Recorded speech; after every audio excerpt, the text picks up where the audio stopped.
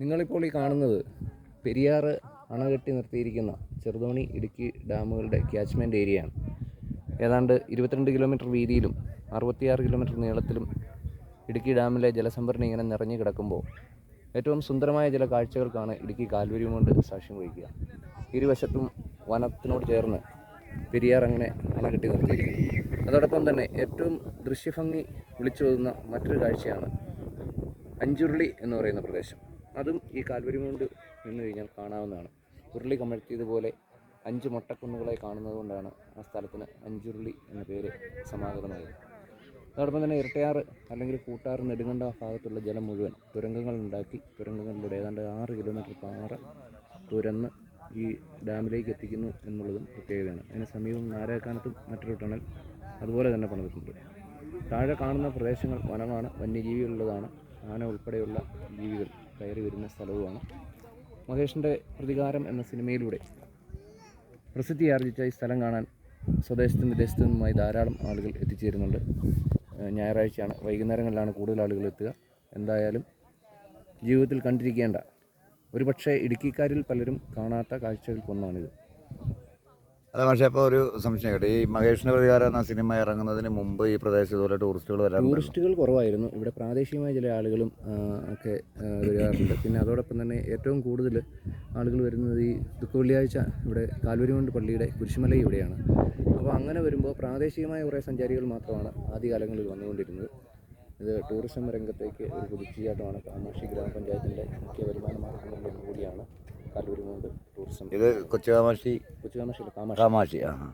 എനിക്ക് തോന്നുന്നു ഇടുക്കിയിൽ നിന്ന് നമ്മളിപ്പോൾ ഇങ്ങോട്ട് വരുന്ന യാത്രയിൽ എനിക്ക് തോന്നിയെന്ന് വെച്ചാൽ ഇടുക്കിയുടെ ഏറ്റവും ഉയരം കൂടിയ പ്രദേശങ്ങളിലൊന്നു തന്നെയാണ്. ഉയരം കൂടിയ പ്രദേശങ്ങളിലൊന്നാണ്. മൂന്നാർ, ആനമുടിയൊക്കെ കഴിഞ്ഞ് കഴിഞ്ഞാൽ പിന്നെ കാൽവരിമൗണ്ട് ഏറ്റവും ഉയർന്ന പ്രദേശമാണ്. ഇവിടെ നിന്ന് കഴിഞ്ഞാൽ 360 ഡിഗ്രിയിലും കാഴ്ചയാണ്. കാഴ്ചകൾ എന്ന് പറഞ്ഞു കഴിഞ്ഞാൽ കണ്ടു തീർക്കാൻ കഴിയാത്ത വിധം കാഴ്ചകളുണ്ട്. പക്ഷേ ഒരു പ്രശ്നം എന്ന് പറയുന്നത് ഇന്ന് രാവിലെ കാണുന്ന കാഴ്ചയല്ല വൈകുന്നേരങ്ങളിൽ കാണുക.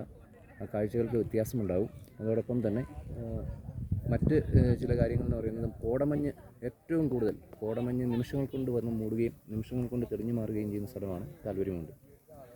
അപ്പോൾ എനിക്ക് ഈ മൂന്നാറിന്ന് നേരത്തെ ഒന്ന് പറഞ്ഞു പോയതുകൊണ്ട് ഞാൻ ചോദിക്കാം, ഈ കാൽവരിമൗണ്ടിന് അടുത്ത പ്രദേശം തന്നെയാണോ മൂന്നാർ? അല്ല, പ്രദേശം എയർ ഡിസ്റ്റൻസ് കുറവാണ്. പക്ഷേ നമുക്ക് ഈ കാൽവരിമൗണ്ട് വന്നു കഴിഞ്ഞാൽ മൂന്നാറിൻ്റെ പ്രദേശങ്ങളും ഗ്യാപ്പ് റോഡും കാണാൻ കഴിയും. പക്ഷേ അവിടെ എത്തിച്ചേരുക എന്ന് പറയുന്നത് ഇവിടുന്ന് ഒരു 60 കിലോമീറ്റർ സഞ്ചരിച്ചാൽ മാത്രമേ നമ്മൾ മൂന്നാറിൽ എത്തിച്ചേരുകയുള്ളൂ.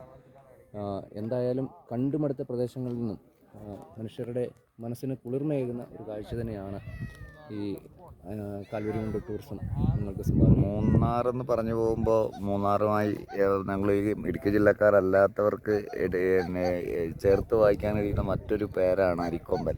അപ്പോൾ ഈ അരിക്കൊമ്പൻ ഈ മൂന്നാറിൻ്റെ ഏത് ഭാഗത്തായിരുന്നു? ഈ അരിക്കൊമ്പൻ്റെ വിഹാര കേന്ദ്രങ്ങൾ 301 കോളനി, സിങ്കുകുടി അങ്ങനെയുള്ള പ്രദേശങ്ങളാണ്. അവിടെയെല്ലാം ഈ വനങ്ങൾ ഒന്നിച്ചല്ല കിടക്കുന്നത് എന്നുള്ളതുകൊണ്ട് ഇപ്പോൾ ഈ താഴെ കാണുന്ന വനത്തിലും ആനയുണ്ട്. കഴിഞ്ഞ വർഷം ഇവിടെ ആന ഈ പ്രദേശങ്ങളിലേക്ക് കയറി വന്ന സ്ഥലമാണ്. ആ മറ്റേ പെരിയാറിന് അക്കരെ കാണുന്നത് ഭാഗവും വനമാണ്. പക്ഷേ അവിടെ ആദിവാസികൾ ഉൾപ്പെടെ താമസിക്കുന്നുമുണ്ട് എന്നുള്ളതും ഒരു കൗതുകകരമായ കാഴ്ചയാണ്. അപ്പോൾ ഇതൊക്കെയാണ് ഈ കാൽവരിമൗണ്ടിൻ്റെ. അതിവിടെ എനിക്കൊരു കാര്യം ചോദിക്കാനാണ് മറന്നുപോയി. കാരണം ഇത് ഞാൻ മലപ്പുറം ജില്ലയിൽ നിന്ന് വന്നതാണ്. ഈ മലപ്പുറം ജില്ലയിൽ നിന്ന് ഒരുപാട് ആൾക്കാർ ഇടുക്കിയുടെ ഈ മനോഹാരിത കാണാനായിട്ട് വരാറുണ്ട്. ഇവിടെ ഞായറാഴ്ച മാത്രമാണോ? അല്ല, ഒരു എല്ലാ ദിവസവും ഇവിടെയുണ്ട്. വൈകിട്ട് 6 മണി വരെ ഉള്ളൂ സമയം. ഓൺലൈനിലാണ് പാസ് നൽകുകയുള്ളൂ. ക്യാഷ് കൊടുത്താൽ കിട്ടത്തില്ല. ഇനി വൈഫൈ സൗകര്യങ്ങൾ അവിടെ ഏർപ്പെടുത്തിയിട്ടുണ്ടെന്നാണ് അവരെ അറിയിച്ചത്. എന്തായാലും ഈ മലപ്പുറം അങ്ങനെയുള്ള ഇവിടെ ധാരാളം ഹോം സ്റ്റേകൾ ഉണ്ട്.